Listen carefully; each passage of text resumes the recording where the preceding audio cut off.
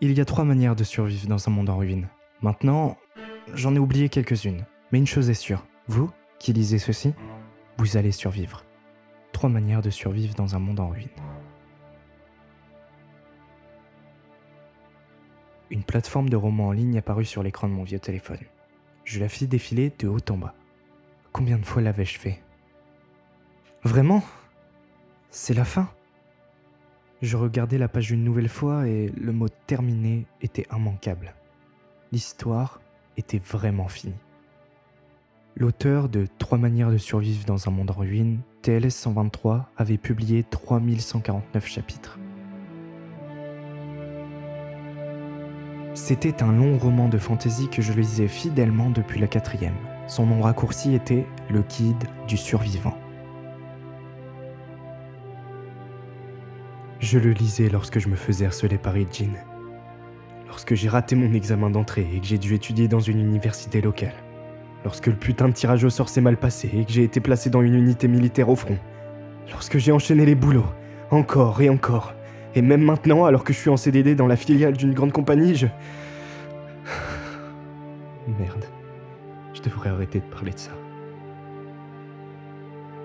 À la fin du dernier chapitre, il y avait un mot de l'auteur disant « Merci d'avoir lu le guide du survivant jusqu'à maintenant.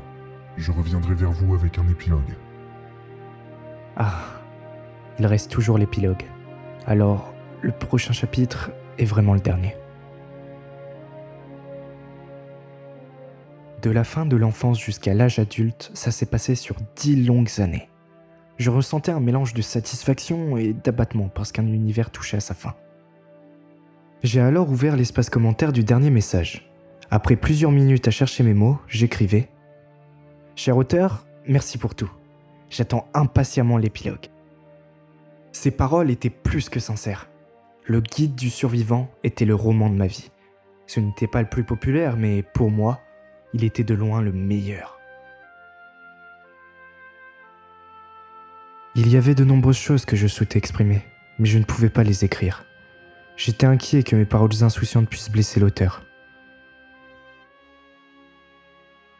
Le roman comptabilisait une moyenne de 1,9 vues pour une moyenne de 1,08 commentaires.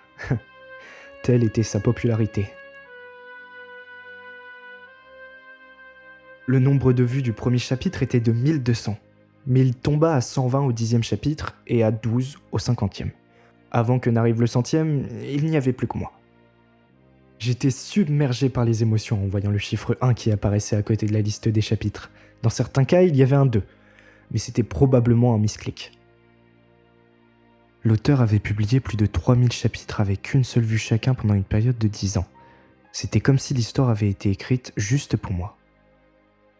Je pressais le bouton « Recommandation » et commençais immédiatement à taper sur mon clavier.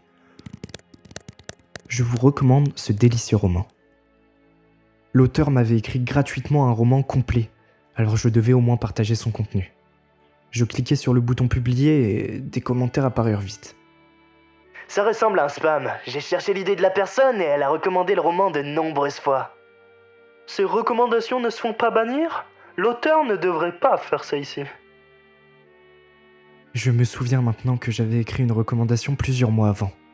En un instant, il y eut des douzaines de commentaires de pseudo-enquêteurs. Mon visage rougit d'embarras. J'étais sûr que l'auteur allait lire ça. Alors, j'ai rapidement essayé d'effacer le message, mais je ne pouvais déjà plus. Non, c'était énervant de penser qu'une recommandation écrite avec tout mon cœur tournait comme ça. Puisqu'ils avaient le temps de critiquer mes recommandations, pourquoi aucun d'entre eux n'avait essayé de lire ce roman incroyable ? J'aurais voulu faire un don à l'auteur, mais je ne pouvais pas me le permettre parce que j'étais un salarié à peine capable d'avoir de quoi survivre. C'est alors que je reçus une notification. De la part de TLS 123.